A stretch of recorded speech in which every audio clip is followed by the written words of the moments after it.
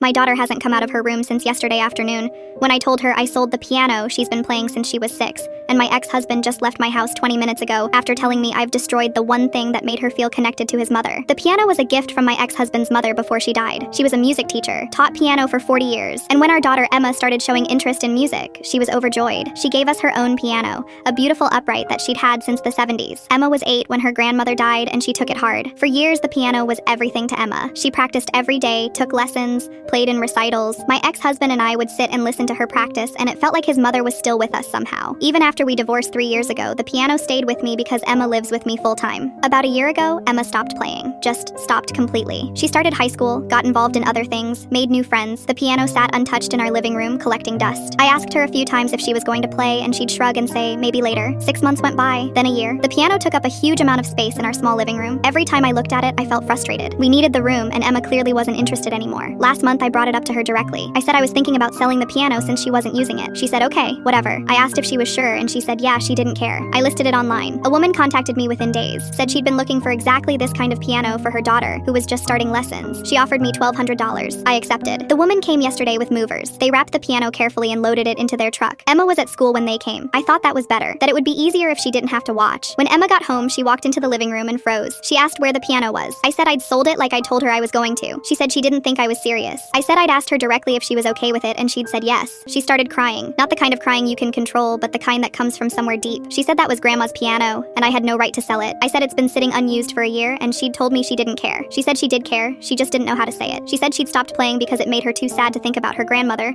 but that didn't mean she wanted it gone. She said sometimes she'd sit on the bench late at night when I was asleep and just touch the keys without playing them. I felt something cold settle in my stomach. I asked why she'd never told me that. She said she didn't think she had to, that I should have known. My ex-husband showed up this morning after Emma called him. He came into my house and I could see how angry he was. He said I'd sold his mother's piano without even talking to him about it. I said it was in my house and Emma lives with me, so it was my decision. He said it wasn't just furniture. It was the last piece of his mother Emma had. I said Emma told me she didn't care when I asked. He said she's 15 and she doesn't always know how to articulate her feelings, and I should have known better. Here's what I didn't know until he told me.